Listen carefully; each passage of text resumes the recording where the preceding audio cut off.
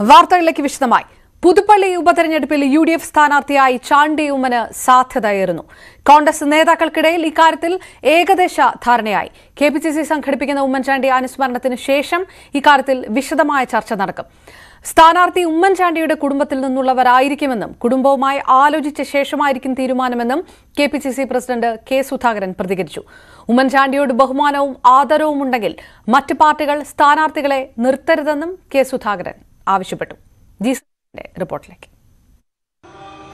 നാളെ നടക്കുന്ന തിരുവനന്തപുരത്ത് നടക്കുന്ന KPCCയുടെ അനുശോചന യോഗത്തിന് പിന്നാലെയായിരിക്കും പുതുപ്പള്ളിയിലെ സ്ഥാനാർത്ഥി ആര് എന്നത് സംബന്ധിച്ച് ഔദ്യോഗിക ചർച്ചകളിലേക്ക് കോൺഗ്രസ് കടക്കുക. ഇക്കാര്യമാണ് രമേശ് ചെന്നിത്തലയും ഒപ്പം തന്നെ KC ജോസഫും വ്യക്തമാക്കിയിട്ടുള്ളത്. മറ്റ് കോൺഗ്രസ് നേതാക്കളും മുരളീധരനെ പോലുള്ള നേതാക്കളും അതുതന്നെയാണ് പറയുന്നത്. പുതുപ്പള്ളിയിലെ കോൺഗ്രസ് സ്ഥാനാർത്ഥി നിർണയം ഒരു തർക്കവും കൂടാതെ ഇലക്ഷൻ പ്രഖ്യാപിച്ചാൽ ഉടൻ തന്നെ നടത്താനുള്ള സാഹചര്യം ഉണ്ടാവും. എന്തായാലും നിലവിൽ കോൺഗ്രസിന് മുന്നിലുള്ള ഒരേ കടമ്പ കുടുംബവുമായ ആശയവിനിമയം നടത്തുക എന്നുള്ളതാണ്. ഈ അച്ചൂമ്മൻ ഉൾപ്പെടെ KSUവിന്റെ ചുമതലകളിൽ ഇരുന്ന ആളാണ് മകൾ. പക്ഷേ അച്ചു വിദേശത്താണുള്ളത്. രാഷ്ട്രീയത്തിലേക്ക് പ്രവേശിക്കാനുള്ള സാധ്യത ഇനി ഉണ്ടോ എന്നുള്ള സംശയം അവിടെ ബാക്കിയാണ്. ഇക്കാര്യങ്ങളെല്ലാം പരിഗണിക്കേണ്ടതുണ്ട് എന്നുള്ളത് തന്നെയാണ് കോൺഗ്രസ് നേതൃത്വം കണക്കുകൂട്ടുന്നത്. അതുകൊണ്ട് തന്നെ ഒരുപക്ഷെ അനുശോചന യോഗത്തിന് ശേഷം KPCC നേതൃത്വം തന്നെ കുടുംബത്തേക്ക് അത് കുടുംബമായി ആലോചിച്ച് തീരുമാനിക്കും.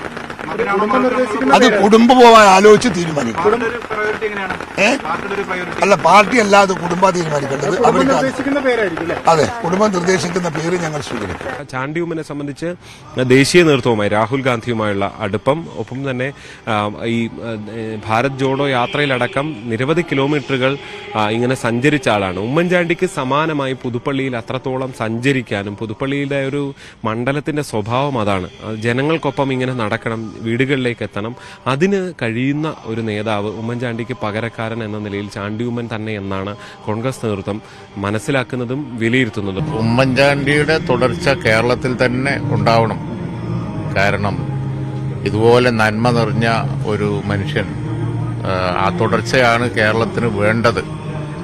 അദ്ദേഹത്തിന്റെ ജനാധിപത്യ പ്രവർത്തനം തന്നെ, അദ്ദേഹത്തിന്റെ മുഖ്യമന്ത്രി പദമല്ല, ഓരോ സ്ഥാനവും തന്നെ ഓരോ പൊതുപ്രവർത്തനവും മാതൃകയാണ്. പുതുപ്പള്ളിക്കും തീർച്ചയായിട്ടും ഉമ്മൻചാണ്ടിയുടെ ആ മാതൃക തന്നെയാണ് വേണ്ടത്. അത് ആര് ഇത് നോക്കി അവരുടെ പാർട്ടി തീരുമാനിച്ചോളും. അതിലൊന്നും ഒരു വിഷമം ഉണ്ടാവില്ല. പ്രത്യേകിച്ച് ഇടതുമുന്നണി ഇപ്പുറത്ത് തെരഞ്ഞെടുപ്പ് ഒരുക്കങ്ങളുമായി മുന്നോട്ട് പോകുമ്പോൾ തൊട്ടപ്പുറത്ത് കോൺഗ്രസും ആദ്യം തന്നെ തൃക്കാക്കരയിൽ തന്നെ ആദ്യം തന്നെ ഉമാ തോമസിനെ സ്ഥാനാർത്ഥിയായതോടുകൂടി മറ്റ് ചർച്ചകൾക്കൊന്നും ഇടവന്നില്ല. അതുകൊണ്ട് തന്നെ ആദ്യം തന്നെ തെരഞ്ഞെടുപ്പ് പ്രവർത്തനങ്ങളിലേക്ക് കടക്കാൻ കഴിഞ്ഞു.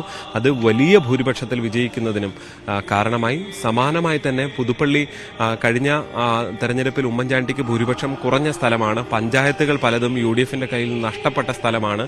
രാഷ്ട്രീയ കണക്കുകൾ വെച്ച് നോക്കിക്കഴിഞ്ഞാൽ LDFന് ഒരു മേൽക്കൈ എന്നൊക്കെ പറയാൻ കഴിയുമെങ്കിൽ പോലും ഇപ്പോൾ ഉണ്ടായ ഉമ്മൻചാണ്ടി അനുകൂല തരംഗം, അതിന്റെ ഒരു വലിയ കേരളത്തിൽ ഒന്നാകെ ഉണ്ടായ ഒരു തരംഗം പുതുപ്പള്ളിയിലെ ജനങ്ങളെയും വലിയ രീതിയിൽ സ്വാധീനിച്ചിട്ടുണ്ട് എന്നാണ് കോൺഗ്രസ് കണക്ക് കൂട്ടുന്നത്. അതുകൊണ്ട് തന്നെ ചാണ്ടി ഉമ്മനിലേക്ക് പേരുകൾ എത്തുന്നു എന്നുള്ളത് തന്നെയാണ് നമുക്ക് പുതുപ്പള്ളിയിൽ നിന്ന് നൽകാൻ കഴിയുന്ന വിവരം. പുതുപ്പള്ളി ഉപതെരഞ്ഞെടുപ്പിൽ സ്ഥാനാർത്ഥി ആരാകുമെന്ന പരാമർശത്തിൽ വിശദീകരണവുമായി KPCC അധ്യക്ഷൻ K. സുധാകരൻ. സ്ഥാനാർത്ഥി ഉമ്മൻചാണ്ടിയുടെ കുടുംബത്തിൽ നിന്നാകുമോ എന്ന ചോദ്യത്തിന് അതും പരിഗണിക്കുമെന്നാണ് താൻ ഉദ്ദേശിച്ചതെന്നും K. സുധാകരൻ. ഉമ്മൻചാണ്ടിയുടെ കുടുംബത്തിൽ നിന്നാകും സ്ഥാനാർത്ഥി എന്ന തരത്തിൽ വാർത്തകൾ വന്നതിന്റെ അടിസ്ഥാനത്തിലാണ് വിശദീകരണം. സ്ഥാനാർത്ഥി ചർച്ചകൾ പാർട്ടിയിൽ നടന്നിട്ടില്ല എന്നും K. സുധാകരൻ പറഞ്ഞു. K. സുധാകരന്റെ പ്രസ്താവന അരാഷ്ട്രീയവാദമെന്ന് LDF convener E. P. Jayarajan. പരാജയ ഭീതി കൊണ്ടാണ് സുധാകരന്റെ പരാമർശം. തെരഞ്ഞെടുപ്പ് കുടുംബ പ്രശ്നമല്ല, രാഷ്ട്രീയ മത്സരമാണ്. നേതാക്കൾ മരിച്ചാൽ സ്മരിക്കുന്നതും ആദരിക്കുന്നതും സംസ്കാരത്തിന്റെ ഭാഗമെന്നും EP ന്യൂസ് 18നോട് പറഞ്ഞു.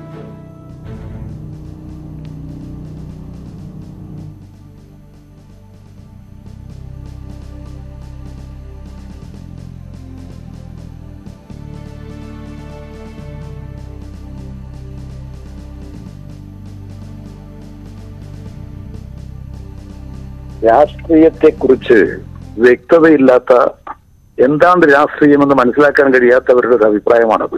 ഇന്ത്യയിൽ ഇതിനു മുമ്പ് ഇത്തരത്തിലുള്ള ഏതെങ്കിലും ഒരു അനുഭവം ഉണ്ടോ? കോൺഗ്രസിന് ഇതുവരെ ഇത്തരം ഒരു നിലപാട് സ്വീകരിച്ചിട്ടുണ്ടോ ഇന്ത്യയിൽ? EMSനെതിരെ മത്സരിച്ചിട്ടില്ലേ? EK നായനാർക്കെതിരെ മത്സരിച്ചിട്ടില്ലേ? രാഷ്ട്രീയ നേതാക്കൾ മരണപ്പെടും, രാഷ്ട്രീയ നേതാക്കളെ എല്ലാവരും സ്മരിക്കും, രാഷ്ട്രീയ നേതാക്കളെ എല്ലാവരും ആദരിക്കുന്നു, പരസ്പര ബഹുമാനവും വിശ്വാസവും വെച്ചു പുലർത്തുന്നു. അത് നമ്മുടെ കേരള സമൂഹത്തിൽ, ഇന്ത്യൻ സമൂഹത്തിൽ നിലനിൽക്കുന്ന ഒരു സംസ്കാരമാണ്. എന്നാൽ അത് ഒരാൾ മരണപ്പെട്ടപ്പോൾ ഉണ്ടായിട്ടുള്ള സഹതാപത്തിന്റെ മറവിൽ തെരഞ്ഞെടുപ്പിനെ ഭയപ്പെടുകയാണ് കോൺഗ്രസ് ചെയ്യുന്നത്. തെരഞ്ഞെടുപ്പ് എന്ന് പറയുന്നത് വ്യക്തിയുടെ താല്പര്യങ്ങൾക്കനുസരിച്ച് വ്യക്തിഗതമായിട്ടുള്ള അല്ല, രാഷ്ട്രീയ നയങ്ങളാണ് തെരഞ്ഞെടുപ്പിന്റെ മുഖ്യമായ വിഷയം. രാഷ്ട്രീയ മത്സരമാണ് തെരഞ്ഞെടുപ്പ്. ഇപ്പോൾ തെരഞ്ഞെടുപ്പിനെ ഭയപ്പെടുന്ന, ജനങ്ങൾ അഭിമുഖീകരിക്കാൻ ഭയപ്പെടുന്നവർ രക്ഷപ്പെടാനുള്ള വഴികളെ കുറിച്ചാണ് ആലോചിച്ചുകൊണ്ടിരിക്കുന്നത്. അതിന്റെ ഭാഗമായിട്ടാണ് മത്സരിക്കാൻ ത്രാണി നഷ്ടപ്പെട്ടു പോയവര്, കരുത്ത് നഷ്ടപ്പെട്ടു പോയവര്, മത്സരത്തെ ഭയപ്പെടുന്ന കോൺഗ്രസ് ഇത്തരത്തിലുള്ള വാദഗതികൾ ഉന്നയിക്കുന്നത്. അതുകൊണ്ട് ഇത് രാഷ്ട്രീയമല്ല, അരാഷ്ട്രീയവാദമാണ്. അത്തരത്തിലുള്ള ഒരു അഭിപ്രായ പ്രകടനത്തിന്റെ അടിസ്ഥാനം പരാജയ ഭീതിയാണ്. കോൺഗ്രസിന് ജനങ്ങളിൽ നിന്നും നേരിട്ട് കൊണ്ടിരിക്കുന്ന കനത്ത തിരിച്ചടിയാണ് ഇത്തരം ഒരു അഭിപ്രായ രൂപീകരണത്തിലേക്ക് കോൺഗ്രസ് എത്തിച്ചേരാൻ കാരണം. ഇത് കുടുംബപരമായിട്ടുള്ള പ്രശ്നമല്ല തെരഞ്ഞെടുപ്പ്, കുടുംബപരമായിട്ടുള്ള സ്വത്ത് വിഭജനവുമല്ല തെരഞ്ഞെടുപ്പ്. അത് രാഷ്ട്രീയ മത്സരമാണ്, രാഷ്ട്രീയമായ ഏറ്റുമുട്ടലാണ്. കേരളത്തിൽ ഇടതുപക്ഷ ജനാധിപത്യ മുന്നിൽ നടപ്പിലാക്കിക്കൊണ്ടിരിക്കുന്ന ജനോപകാരപ്രദമായ നയങ്ങൾ, ഇന്ത്യ ഗവൺമെന്റിന്റെ ജനവിരുദ്ധ നയങ്ങൾ, RSS ഫാസിസ്റ്റ് സംഘപരിവാറിനെതിരെയുള്ള ജനകീയ പോരാട്ടം, അതിന്റെ വേദിയാണ് തെരഞ്ഞെടുപ്പ്. ആ വേദികളിൽ നിന്ന് ഓടി ഒളിക്കാൻ തെരഞ്ഞെടുപ്പിനെ ഭയപ്പെടുന്നത് കൊണ്ടാണ് ഇത്തരം ഒരു വാദഗതി കോൺഗ്രസിന്റെ KPCC പ്രസിഡന്റ് ഉന്നയിച്ചിരിക്കുന്നത്. വിവരങ്ങളുമായി VV അരുൺ ചേരുന്നു. അരുൺ, ലോക്സഭാ തെരഞ്ഞെടുപ്പിന് ഒരുങ്ങാൻ വളരെ ചുരുങ്ങിയ സമയങ്ങൾ മാത്രമുള്ള സമയത്ത് ഈ രീതിയിൽ പുതുപ്പള്ളിയിൽ നിന്ന് സ്ഥാനാർത്ഥിയെ പിൻവലിക്കുകയോ അല്ലെങ്കിൽ ആ രീതിയിലേക്ക് മത്സരരംഗത്തില്ല എന്ന് തീരുമാനിക്കാൻ ഇടതുമുന്നണിക്ക് കഴിയുകയില്ല. അങ്ങനെയുള്ള തീരുമാനം തന്നെ ആ രാഷ്ട്രീയവാദമാണ് എന്ന നിലപാടിൽ നിൽക്കുന്നു LDF കൺവീനർ.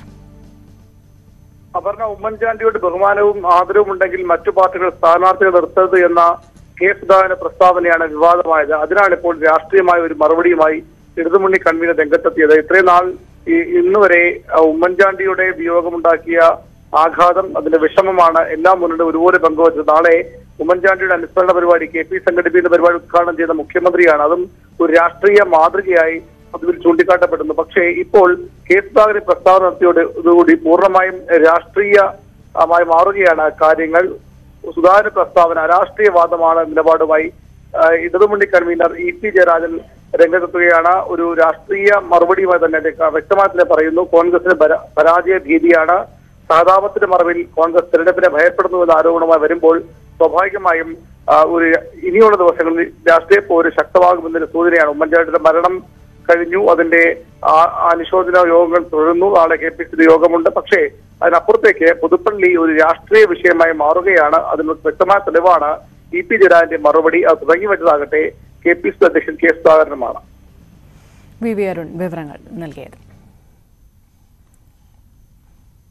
പുതുപ്പള്ളി ഉപതെരഞ്ഞെടുപ്പിൽ മത്സരിക്കാൻ ഇല്ല എന്ന് ഉമ്മൻചാണ്ടിയുടെ മകൾ മറിയ ഉമ്മൻ ന്യൂസ് 18നോട്. കുടുംബത്തിൽ നിന്നൊരാൾ സ്ഥാനാർത്ഥിയാകുമെന്ന നേതാക്കളുടെ പ്രസ്താവനയ്ക്ക് പിന്നാലെയാണ് മറിയയുടെ പ്രതികരണം. ഈ രാഷ്ട്രീയത്തെക്കുറിച്ച് പറഞ്ഞു കഴിഞ്ഞാൽ ഇപ്പോൾ KPCC പ്രസിഡന്റ് പറഞ്ഞത് കുടുംബത്തിൽ നിന്നൊരാൾ തുടർച്ചയുണ്ടാകണം എന്നൊക്കെയുള്ള അഭിപ്രായമാണ് അദ്ദേഹം പ്രകടിപ്പിച്ചത്. അതിനോട് മറിയാതെ എങ്ങനെയാണ് കാണുന്നത്? ആക്ച്വലി ഞാനത് അറിഞ്ഞില്ല, കേട്ടില്ല. പക്ഷേ ഇപ്പോൾ പറഞ്ഞല്ലോ, ഞങ്ങളാരും അതിനുള്ളൊരു മാനസികാവസ്ഥയിലോ അതിനെപ്പറ്റി ചിന്തിക്കാൻ പറ്റിയൊരു അവസ്ഥയായിട്ടില്ല. പക്ഷെ ഒരു കാര്യമുണ്ട്, ഞാൻ മത്സര രംഗത്തേക്ക് ഇല്ല. മറിയ അങ്ങനെ ഒരു രാഷ്ട്രീയ പ്രവർത്തനത്തിന് താല്പര്യമുള്ള ഒരാളല്ല എന്നാണ്. ഞാൻ അങ്ങനെ രാഷ്ട്രീയ പ്രവർത്തന ചെറുപ്പത്തിൽ അങ്ങനെ പോയിട്ടില്ല. ഞാൻ മത്സര രംഗത്തേക്ക് ഇല്ല. ഞാൻ അപ്പയുടെ സോഷ്യൽ മീഡിയ ഒക്കെ ഹാൻഡിൽ ചെയ്തിരുന്നു, അങ്ങനെ ചെയ്തിരുന്നു എന്നല്ലാതെ എനിക്ക് മത്സര രംഗത്തേക്കില്ല. ഒരു ഉമ്മൻചാണ്ടിയുടെ രാഷ്ട്രീയ പിൻഗാമിയാകേണ്ടത് ചാണ്ടി ഉമ്മൻ എന്ന ചെറിയാൻ ഫിലിപ്പ്. ചാണ്ടി ഉമ്മൻ പുതുപ്പള്ളിയിൽ മത്സരിച്ചാൽ ഭൂരിപക്ഷം 30,000 കടക്കുമെന്നും ചെറിയാൻ ഫിലിപ്പ് ന്യൂസ് 18നോട് പറഞ്ഞു. ഇതുകൊണ്ടെന്നുള്ള പാർട്ടിയുടെ സ്ഥാനാർത്ഥി ആരും തീരുമാനിക്കാനുള്ള അവകാശം KPCCക്കും ഹൈക്കമാൻഡിനുമാണ്. ഞാനത് അഭിപ്രായം പറയുന്നത് ശരിയല്ല. അതുകൊണ്ട് ഈ നിമിഷവും പുതുപ്പള്ളിയിൽ സ്ഥാനാർത്ഥി ആരാകണമെന്ന് ഞാൻ പറഞ്ഞിട്ടില്ല. ഉമ്മൻചാണ്ടിയുടെ രാഷ്ട്രീയ പിൻഗാമിയാകാനുള്ള യോഗ്യത ചാണ്ടി ഉമ്മനുണ്ടെന്നാണ് ഞാൻ പറഞ്ഞത്. അത് കാരണം കുട്ടിക്കാലം മുതൽ ചാണ്ടി ഉമ്മൻ അറിയാവുന്ന നിലയിൽ ഉമ്മൻചാണ്ടിയോടൊപ്പം എപ്പോഴും സഞ്ചരിച്ചിട്ടുള്ള, രാഷ്ട്രീയമായി ശ്രദ്ധിക്കുന്ന, ഉമ്മൻചാണ്ടിയുടെ പ്രവർത്തന ശൈലിയും കോൺഗ്രസ് സംസ്കാരവും അറിയാവുന്ന, കുട്ടിക്കാലം മുതൽ തന്നെ കോൺഗ്രസ് രാഷ്ട്രീയത്തിൻ്റെ മുഖ്യധാരയിൽ കണ്ടു വളർന്ന ഒരാളെന്ന നിലയിൽ ഒരു രാഷ്ട്രീയ പാരമ്പര്യം ചാണ്ടിയുമ്മനുണ്ട്. KSU നേതാവായിരുന്നു, യൂത്ത് കോൺഗ്രസ് സംസ്ഥാന ജനറൽ സെക്രട്ടറി ആയിരുന്നു, ഇപ്പോൾ ദേശീയ തലത്തിൽ ഔട്ട്റീച്ച് കമ്മിറ്റിയുടെ ചെയർമാനാണ്. രാഹുൽ ഗാന്ധിയുടെ ജോഡോ യാത്രയിൽ അദ്ദേഹത്തോടൊപ്പം മിക്കവാറും കാൽനടയായി പോയപ്പോൾ നഗ്നപാതനായി നടന്ന ആളാണ്. ബെർലിനിലേക്ക് പിതാവിനോടൊപ്പം പോയ ചില സന്ദർഭം ഒഴിച്ച് മാറി നിൽക്കുന്നുണ്ടായിരുന്നു. അപ്പോൾ ഒരു രാഷ്ട്രീയ വ്യക്തിത്വമായി ശ്രീ ചാണ്ടിയുമ്മൻ വളർന്നിരിക്കുന്നു. 38 വയസ്സുണ്ട്. ഉമ്മൻചാണ്ടി 26-ാം വയസ്സിൽ MLA ആയി, 32-ൽ മന്ത്രിയായി. അപ്പോൾ ഉമ്മൻചാണ്ടിയുടെ 38 വയസ്സുള്ള മകന് 38 വർഷത്തെ രാഷ്ട്രീയ പാരമ്പര്യമാണ് ഞാൻ കാണുന്നത്. അങ്ങനെയുള്ള ആൾക്ക് അദ്ദേഹത്തിൻ്റെ പൈതൃകം അവകാശപ്പെടാനുള്ള അവകാശമുണ്ട്. ഉമ്മൻചാണ്ടിയുടെ മക്കൾ കുടുംബബന്ധ പ്രശ്നമുണ്ടെന്നുള്ള ധാരണയും പറയുന്നുണ്ടായി. അച്യുമ്മൻ രാഷ്ട്രീയത്തിലുണ്ടായിരുന്നു. രാഷ്ട്രീയ പൈതൃകം അവകാശപ്പെടാൻ സ്വാഭാവികം ശരി തന്നെയാണ്. പക്ഷേ ഈ പിൻഗാമി എന്ന് പറയുമ്പോൾ ഉമ്മൻചാണ്ടി പുതുപ്പള്ളിയുടെ ജനപ്രതിനിധിയായിരുന്നു. ആ ഒരു പിൻഗാമി കൂടി നിങ്ങളിപ്പോഴും വ്യാഖ്യാനിക്കുന്നത് ഉമ്മൻചാണ്ടി പുതുപ്പള്ളിയുടെ മാത്രം സന്തതിയാണെന്ന്. ഉമ്മൻചാണ്ടിക്ക് ഒരു രാഷ്ട്രീയ പൈതൃകമുണ്ട്. അത് കേരളം ഉണ്ടെന്ന് നിൽക്കുകയാണ്. ഒരു ബേസ് അവിടെയാണല്ലോ. അതുകൊണ്ട് അല്ല, പുതുപ്പള്ളിയിൽ മാത്രമല്ല കേരളത്തിൽ മുഴുവൻ വിശാലാർത്ഥത്തിൽ ഉമ്മൻചാണ്ടിക്ക് ഒരു പിന്തുണയുണ്ട്. ആ പിന്തുണയും ജനവികാരവും ആവാഹിച്ചെടുക്കാൻ കെൽപ്പുള്ളത് മകനാണ്. KPCC സംഘടിപ്പിക്കുന്ന ഉമ്മൻചാണ്ടി അനുസ്മരണം മുഖ്യമന്ത്രി പിണറായി വിജയൻ ഉദ്ഘാടനം ചെയ്യും. നാളെ വൈകിട്ട് 4 മണിക്ക് തിരുവനന്തപുരം അയ്യങ്കാളി ഹാളിലാണ് അനുസ്മരണ പരിപാടി. ചടങ്ങിൽ KPCC അധ്യക്ഷൻ K. സുധാകരൻ അധ്യക്ഷനാകും. വിവിധ രാഷ്ട്രീയ കക്ഷി നേതാക്കൾ അനുസ്മരണ ചടങ്ങിൽ പങ്കെടുക്കും. അനുസ്മരണ ചടങ്ങിൽ മുഖ്യമന്ത്രിയുമായി വേദി പങ്കിടുന്നതിൽ രാഷ്ട്രീയമില്ല എന്ന് K. സുധാകരൻ പറഞ്ഞു.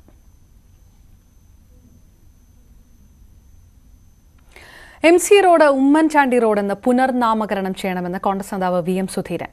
സമാനതകളില്ലാത്ത വിലാപയാത്രയാണ് കേരളം കണ്ടത്. കേരളം ഇന്നേവരെ കണ്ടിട്ടില്ലാത്ത അന്ത്യാഞ്ജലിയാണ് നൽകിയത്. MC റോഡിന്റെ പേര് മാറ്റണമെന്ന് അഭ്യർത്ഥിച്ച VM സുധീരൻ മുഖ്യമന്ത്രിക്ക് കത്തയച്ചു. ഉമ്മൻചാണ്ടി ഇല്ലാത്ത ആദ്യ ഞായറാഴ്ചയാണ് പുതുപ്പള്ളിയിൽ കടന്നുപോയത്. ആരോഗ്യമുള്ള കാലം അത്രയും കുർബാനയിൽ പങ്കെടുത്തിരുന്ന ഉമ്മൻചാണ്ടി നാട്ടുകാരുടെ മായാത്തോർമ്മയാണ്. കല്ലറയിലെത്തി മെഴുകുതിരി കത്തിക്കാൻ പ്രിയപ്പെട്ടവർ ഇന്നും ഒഴുകിയെത്തി. പുതുപ്പള്ളി പള്ളിയിലെ ആ നിത്യസാന്നിധ്യം ഇനിയില്ലെന്ന് വിശ്വസിക്കാൻ ഈ നാട്ടുകാർക്കായിട്ടില്ല. രാവിലെ കുർബാനയോടെയായിരുന്നു ഉമ്മൻചാണ്ടിയുടെ ഞായറാഴ്ചകൾ തുടങ്ങിയിരുന്നത്. ചാണ്ടി ഉമ്മൻ ഉൾപ്പെടെ കുടുംബാംഗങ്ങൾ പതിവ് പോലെ രാവിലെ തന്നെ പള്ളിയിലെത്തി പ്രാർത്ഥന നടത്തി.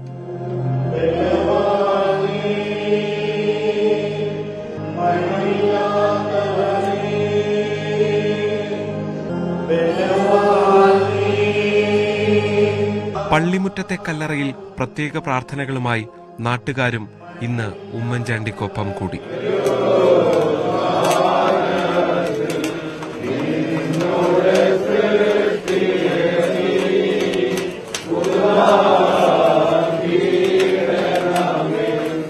ഉറ്റ സുഹൃത്തായിരുന്ന PK കുഞ്ഞാലിക്കുട്ടി കുടുംബസമേതം കല്ലറയിലെത്തി.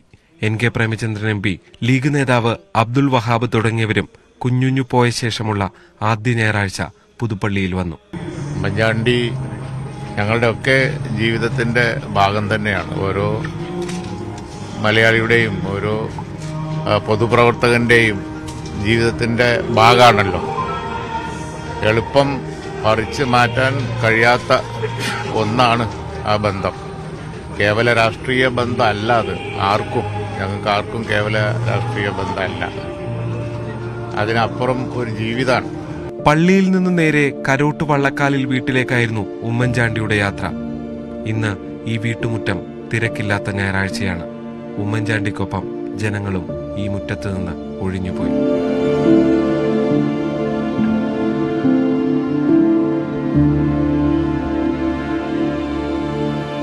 പ്രശാന്ത് മംഗലശ്ശേരിക്കൊപ്പം G. ശ്രീജിത്ത്, News 18, കോട്ടയം. ഉമ്മൻചാണ്ടി മുഖ്യമന്ത്രിയായിരുന്ന കാലത്ത് കൊണ്ടുവന്ന ശ്രുതി തരംഗം പദ്ധതിക്ക് തുക അനുവദിച്ച ധനവകുപ്പ്. പദ്ധതിക്ക് ഫണ്ട് അനുവദിക്കാത്തത് സംബന്ധിച്ച ചർച്ചകൾ ഉമ്മൻചാണ്ടിയുടെ നിര്യാണത്തോടെ വീണ്ടും സജീവമായിരുന്നു. സാമൂഹ്യ സുരക്ഷാ മിഷൻ കൈമാറിയ ലിസ്റ്റിലെ 25 കുട്ടികളുടെ മെഷീൻ അപ്ഗ്രഡേഷൻ നടത്താനുള്ള തുകയാണ് അനുവദിച്ചത്. സംസ്ഥാനത്ത് കേൾവിശക്തിയില്ലാത്ത കുട്ടികൾക്ക് ആശ്വാസമായി ഉമ്മൻചാണ്ടിയുടെ ഭരണകാലത്താണ് ശ്രുതി തരംഗം പദ്ധതി കൊണ്ടുവന്നത്. പദ്ധതിയുടെ ആനുകൂല്യം ലഭിക്കാതെ ദീർഘനാളായി നിരവധി കുട്ടികൾ ബുദ്ധിമുട്ട് അനുഭവിക്കുകയായിരുന്നു. ശ്രുതി തരംഗം പദ്ധതി സർക്കാർ കൈയൊഴിഞ്ഞെന്ന പ്രചരണം ശക്തമാകുന്നതിനിടെയാണ് സർക്കാരിന്റെ അടിയന്തര ഇടപെടൽ.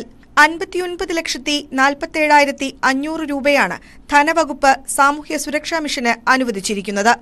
ഈ പണം ഉപയോഗിച്ച് സാമൂഹ്യ സുരക്ഷാ മിഷൻ കൈമാറിയ പട്ടികയിലെ 25 കുട്ടികളുടെ മെഷീൻ അപ്ഗ്രഡേഷൻ നടത്തും.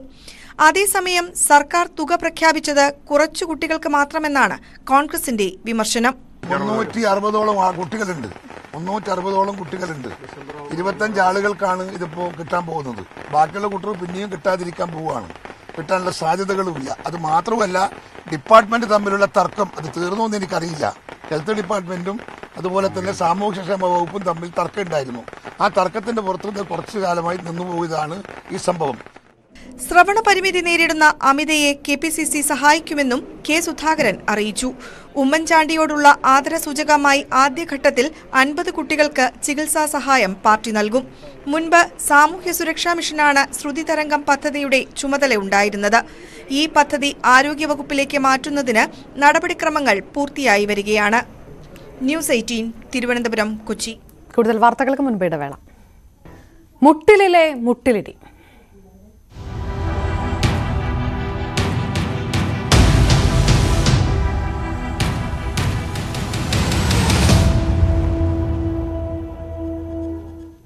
വിവാദമായ വയനാട് മുട്ടിൽ മരമുറി കേസിൽ വനം വകുപ്പിന്റെ ഭാഗത്തു നിന്നുണ്ടായത് കടുത്ത വീഴ്ചയെന്ന് മുൻ ഗവൺമെന്റ് പ്ലീഡർ. തെളിവെടുപ്പ് നടത്തി നഷ്ടം സംബന്ധിച്ച പ്രാഥമിക വിലയിരുത്തൽ നടത്താൻ പോലും റവന്യൂ വകുപ്പിനായില്ലെന്നും ഗവൺമെന്റ് പ്ലീഡറും പ്രോസിക്യൂട്ടറുമായിരുന്ന ജോസഫ് മാത്യു പറയുന്നു. നിരവധി തവണ അന്നത്തെ കളക്ടറെ കാര്യങ്ങൾ ബോധ്യപ്പെടുത്തിയിട്ടും നടപടി സ്വീകരിക്കാൻ മടി കാണിച്ചുവെന്നും അദ്ദേഹം പറഞ്ഞു. 2 തവണയിലധികം മരമുറി ഉത്തരവിലെ അശാസ്ത്രീയത ജില്ലാ കളക്ടറെയും തഹസിൽദാരെയും ബോധ്യപ്പെടുത്തിയിരുന്നതായി ജോസഫ് മാത്യു പറഞ്ഞു. എന്നാൽ അടിയന്തര നടപടിയൊന്നും ഉണ്ടായില്ല. അന്നത്തെ ജില്ലാ കളക്ടർ, തഹസിൽദാർ ഉൾപ്പെടെയുള്ളവരാണ് വിഷയം വഷളാക്കിയതെന്നും അദ്ദേഹം ആരോപിച്ചു. ഈ മരമുറിക്ക് ഇടയായ സംഭവം ഉണ്ടായപ്പോൾ ആദ്യമേ ഇത് ശ്രദ്ധയിൽപ്പെടുത്തിയായിരുന്നു. അന്നത്തെ കളക്ടറുടെ ഭാഗത്തുനിന്ന് വലിയ വീഴ്ച വന്നിട്ടുണ്ട്, അന്നത്തെ തഹസിൽദാരുടെ ഭാഗത്തുനിന്ന് വലിയ വീഴ്ച വന്നിട്ടുണ്ട്. അതുകൊണ്ടൊക്കെയാണ് ഇതിങ്ങനെ സംഭവിച്ചത്. അതെല്ലാം സമഗ്രമായ അന്വേഷണം വേണം. സർക്കാർ ഉത്തരവിലെ അപാകതകൾ ജില്ലാ കളക്ടറെയും തഹസിൽദാരെയും 5 തവണ ബോധ്യപ്പെടുത്തിയിട്ടും ഇത് പരിഗണിച്ചില്ലെന്നും ജോസഫ് മാത്യു ആരോപിച്ചു. അന്വേഷണം കാര്യക്ഷമമല്ലെങ്കിൽ പുനരന്വേഷണം ആവശ്യപ്പെട്ട് കോടതിയെ സമീപിക്കാനാണ് ജോസഫ് മാത്യുവിന്റെ തീരുമാനം. ന്യൂസ് 18 വയനാട്. മുട്ടിൽ മരമുറി കേസിൽ കുറ്റപത്രം അടുത്ത മാസം സമർപ്പിക്കും. ക്രൈംബ്രാഞ്ച് അന്വേഷണം നടന്ന 6 കേസുകളിലാണ് കുറ്റപത്രം സമർപ്പിക്കുന്നത്. മരം മുറിക്കാൻ ഉടമകൾ നൽകിയ അനുമതി പത്രം വ്യാജമെന്ന് കണ്ടെത്തിയിരുന്നു. വനവകുപ്പ് നടത്തിയ DNA പരിശോധനയിൽ മുറിച്ചുമാറ്റിയ മരങ്ങൾക്ക് കൂടുതൽ കാലപ്പഴക്കമുണ്ടെന്ന് കണ്ടെത്തുകയും ചെയ്തിരുന്നു.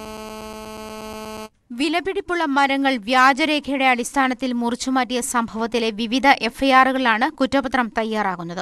മീനങ്ങാടി പോലീസ് രജിസ്റ്റർ ചെയ്ത പ്രധാന കേസിലടക്കം കുറ്റപത്രം കോടതിയിലെത്തും.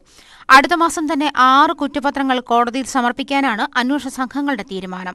Roji Augustine, Andrew Augustine, Joseykutty Augustine, ഇവരുടെ ഡ്രൈവർ വിനീഷ്, ഭൂവുടമകളായ Abubakar, Manoj, Abdul Nasar, village officer, assistant village officer എന്നിവർക്കെതിരെയാണ് കുറ്റപത്രം.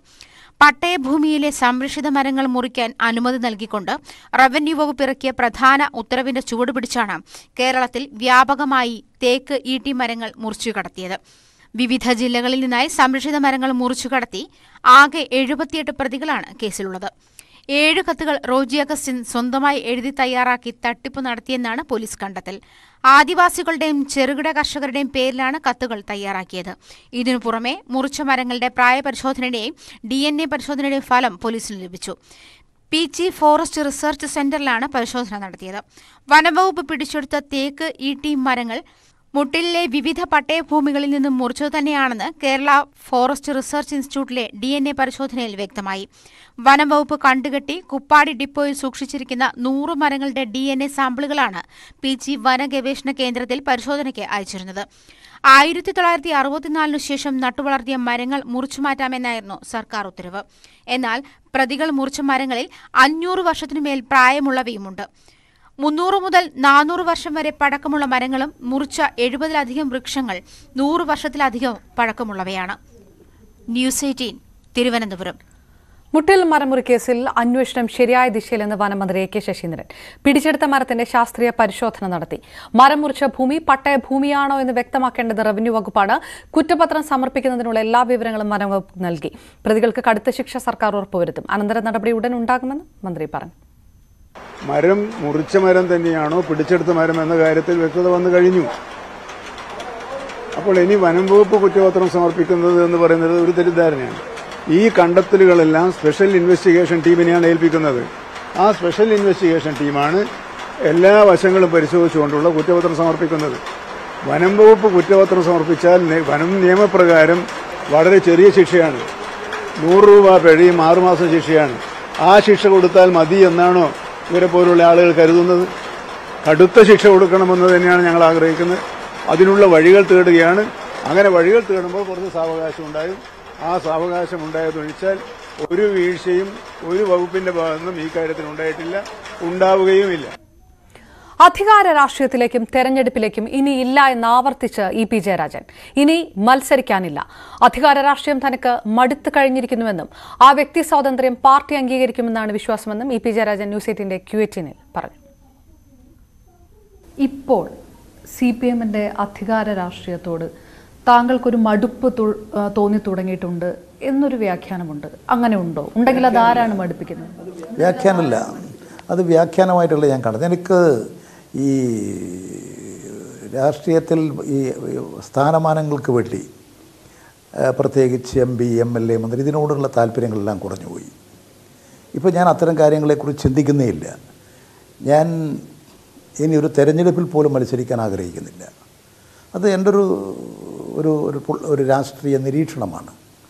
അങ്ങനെയുള്ള ഏതെങ്കിലും അധികാര സ്ഥാനത്തിന് വേണ്ടിയിട്ടോ പ്രത്യേകമായ സ്ഥാനമാനങ്ങൾ നേടാനോ ഒന്നും ആഗ്രഹിക്കാത്ത ജനസേവനത്തിൻ്റെ വഴികളെക്കുറിച്ച് മാത്രം ചിന്തിച്ചുകൊണ്ടിരിക്കുന്ന ഒരാളാണ് ഞാൻ. അതിൽ 2 ചോദ്യം. ഒന്ന്, അങ്ങനെ ഒരു മടുപ്പ് തോന്നുന്നുണ്ടെങ്കിൽ, അതിലൊരു താല്പര്യക്കുറവ് തോന്നുന്നുണ്ടെങ്കിൽ അതിന് ആരാണ് കാരണം? അല്ലെങ്കിൽ അങ്ങനെ എന്തെങ്കിലും ഒരു കാരണമുണ്ടോ? പ്രത്യേകിച്ച് കാരണങ്ങളൊന്നുമില്ല. ഞാൻ കുറേ വർഷക്കാലമായില്ലേ ഇവിടെ പ്രവർത്തിച്ചുകൊണ്ടിരിക്കുന്നു ജനങ്ങൾക്കിടയിൽ. പിന്നെ പ്രവർത്തിച്ചുകൊണ്ടിരിക്കുമ്പോൾ പ്രായം കൂടും, ആരോഗ്യ പ്രശ്നങ്ങളുണ്ടാകും. അത് പ്രായത്തിൻ്റെ ഒരു പ്രത്യേകതയാണ്. പഴയതുപോലെ എടുത്തുചാട്ടം, ഊർജ്ജസ്വലത ഒന്നും ഇപ്പോഴുണ്ടാകില്ല. പിന്നെ രോഗം അതുപോലുള്ള പ്രശ്നങ്ങൾ കൂടി വന്നാൽ കുറേ കൂടി ക്ഷീണിക്കാനുള്ള സാധ്യത കൂടുതലാണ്. ഞാൻ വെടിയേറ്റത് മുതൽ എനിക്കുണ്ടായിട്ടുള്ള ഒട്ടനവധി പ്രശ്നങ്ങൾ എൻ്റെ ആരോഗ്യത്തെ അലട്ടിക്കൊണ്ടിരിക്കുന്നുണ്ട്. അതുകൊണ്ട് സ്വാഭാവികമായും പലപ്പോഴും പഴയതുപോലെ എനിക്ക് പ്രവർത്തിക്കാൻ കഴിഞ്ഞു എന്ന് വരില്ല, പ്രവർത്തിക്കാൻ കഴിഞ്ഞിട്ടില്ല എന്നുള്ളതൊരു യാഥാർത്ഥ്യമാണ്. വ്യക്തിപരമായ ആരോഗ്യാവസ്ഥ, അതിൻ്റെ പരിമിതി, അതെല്ലാം താങ്കൾ പറയുന്നത് അതെല്ലാം അംഗീകരിക്കുമ്പോഴും ചോദിക്കട്ടെ, ഇനി തെരഞ്ഞെടുപ്പിനില്ല, ഇനി മത്സരിക്കാനില്ല എന്ന് പറയുന്നത് ഒരു CPM നേതാവിനെ സംബന്ധിച്ചിടത്തോളം അതൊരു പാർട്ടി ശൈലിയാണോ? അത് പാർട്ടി തീരുമാനിച്ച് പാർട്ടി പറയുക എന്നുള്ളൊരു ശൈലിയെ മറികടന്നുകൊണ്ടുള്ളൊരു തീരുമാനമാണ്? പാർട്ടി ഏത് തീരുമാനമെടുക്കുമ്പോഴും അതിൽ വ്യക്തികൾക്കുള്ള അഭിപ്രായ സ്വാതന്ത്ര്യം നിഷേധിക്കുന്നില്ല. പാർട്ടി സഖാവ് എന്നുള്ള നിലയിൽ എൻ്റെ ഒരു അഭിപ്രായം, തെരഞ്ഞെടുപ്പിനോട് എനിക്ക് താല്പര്യമില്ല എന്നുള്ള അഭിപ്രായം എൻ്റെ വ്യക്തിപരമായിട്ടുള്ള അഭിപ്രായമാണ്. അത് എൻ്റെ പാർട്ടി അല്ലെങ്കിൽ കമ്മ്യൂണിസ്റ്റ് പാർട്ടി, മാർക്സിസ്റ്റ് ഇത്തരം കാര്യങ്ങളിൽ വ്യക്തിപരമായ അഭിപ്രായങ്ങൾ നല്ലതുപോലെ പരിഗണിക്കപ്പെടും, സ്വാധീനിക്കും. അതായത് ഈ പറയുന്ന ഒരു മടുപ്പ്, അതല്ലെങ്കിൽ ആരോഗ്യാവസ്ഥ, അതെന്ത് കാരണമാണെങ്കിലും പൊതുപരിപാടികളിൽ നിന്ന് പരമാവധി മാറി നിൽക്കുക, പാർട്ടി പരിപാടികളിൽ നിന്ന് മാറി നിൽക്കുക, അതിനെല്ലാം കാരണം ഇതാണ് എന്നുകൂടിയാണ്. പാർട്ടി പരിപാടികളിലൊന്നും അങ്ങനെ മാറി നിൽക്കുന്നില്ല. പൊതുപരിപാടികളിലും ഞാൻ കഴിയുന്നത്ര പങ്കെടുക്കുന്നില്ലെന്നൊന്നും പറയാൻ ആർക്കും സാധിക്കില്ല. പങ്കെടുക്കുന്നുണ്ട്. പക്ഷേ പഴയതുപോലെ എല്ലാ മണിക്കൂറും, എല്ലാ ദിവസങ്ങളും, എല്ലാ അവസരവും പാർട്ടി പരിപാടിയിൽ തന്നെ മുഴുകുന്ന സ്ഥിതിയില്ല എന്ന് പറഞ്ഞാൽ അത് ശരിയായിരിക്കും. പാലക്കാട് ഓലശ്ശേരിയിൽ തെരുവ് നായ ആക്രമണത്തിൽ നിരവധി പേർക്ക് പരിക്കേറ്റു. കിടപ്പ് രോഗിയടക്കം നായ കടിച്ചു. 71-കാരനായ കുട്ടിയപ്പനെയാണ് തെരുവ് നായ കടിച്ചത്. കുട്ടിയപ്പൻ പാലക്കാട് ജില്ലാ ആശുപത്രിയിൽ ചികിത്സയിലാണ്. വീടിന്റെ തുറന്നിട്ട വാതിലൂടെ അകത്ത് കയറിയ തെരുവ് നായ കുട്ടിയപ്പനെ കടിക്കുകയായിരുന്നു. പ്രദേശത്തെ നിരവധി വളർത്തു മൃഗങ്ങളെയും തെരുവ് നായ ആക്രമിച്ചു. കൊല്ലം കൊട്ടാരക്കര ചെങ്ങമനാട് മകൻ അമ്മയെ കുത്തി കൊലപ്പെടുത്തി. തലവൂർ അരിങ്ങട സ്വദേശിനി മിനിയാണ് കൊല്ലപ്പെട്ടത്. മകൻ ജോമോനെ പോലീസ് പിടികൂടി. ചെങ്ങമനാട് ജംഗ്ഷനിൽ വെച്ച് അമ്മയെ ബൈക്കിൽ നിന്ന് ഇറക്കി മകൻ കൊലപ്പെടുത്തുകയായിരുന്നു. കൊലപാതകത്തിന് ശേഷം കത്തിവീശി ലോറിയിൽ കയറി രക്ഷപ്പെടാൻ ശ്രമിച്ച ജോമോനെ നാട്ടുകാർ കീഴ്പ്പെടുത്തി പോലീസിൽ ഏൽപ്പിച്ചു. മാനസിക വിഭ്രാന്തിക്ക് ചികിത്സയിൽ കഴിഞ്ഞ ആളായിരുന്നു മിനിയെന്ന് പോലീസ് അറിയിച്ചു.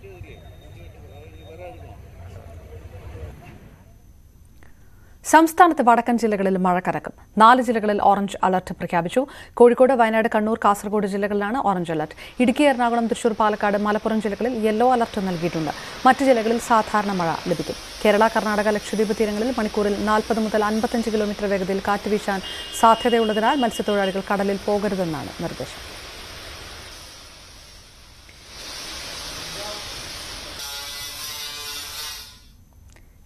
ഇനി ഇന്നത്തെ സ്വർണം വെള്ളി പ്ലാറ്റിനം നിരക്കുകൾ. തരകൻസ് റോയൽ ജ്വല്ലറി ഇന്നത്തെ സ്വർണ്ണവില ബ്രോട്ട് യു ബൈ അനധികൃത വിൽപ്പനക്കാരിൽ നിന്നും സ്വർണം വാങ്ങി ഇനി ആരും വഞ്ചിതരാവരുത്. Tharakan's royal jewellery, Kunnamkulam. സ്വർണം ഗ്രാമിന് 5505 രൂപ, പവന് 44,040, വെള്ളി ഗ്രാമിന് 81, കിലോയ്ക്ക് 81,000, പ്ലാറ്റിനം ഗ്രാമിന് 3,473 രൂപയും ഔൺസിന് 1,80,822 രൂപയും. തരകൻസ് റോയൽ ജ്വല്ലറി ഇന്നത്തെ സ്വർണ്ണവില ബ്രോട്ട് യു ബൈ അനധികൃത വിൽപ്പനക്കാരിൽ നിന്നും സ്വർണം വാങ്ങി ഇനി ആരും വഞ്ചിതരാവരുത്. Tharakan's royal jewellery, Kunnamkulam.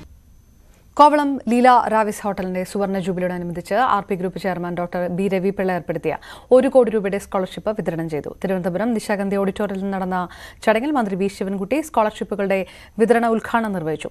സംസ്ഥാന സർക്കാരിന്റെ പൊതുവിദ്യാഭ്യാസ യജ്ഞത്തിന് കൂടുതൽ കരുത്ത് പകരാൻ ഇത്തരം സ്കോളർഷിപ്പുകളിലൂടെ സാധിക്കുമെന്ന് മന്ത്രി പറഞ്ഞു. തിരുവനന്തപുരം ജില്ലയിലെ സർക്കാർ സ്കൂളുകളിലെ 10ാം ക്ലാസ്സിൽ മികച്ച വിജയം നേടിയ വിദ്യാർത്ഥികൾക്കാണ് സ്കോളർഷിപ്പ് നൽകിയത്. 50 വർഷങ്ങൾ. 3 മണി വാർത്ത പൂർണ്ണമാകുന്നു. നമസ്കാരം.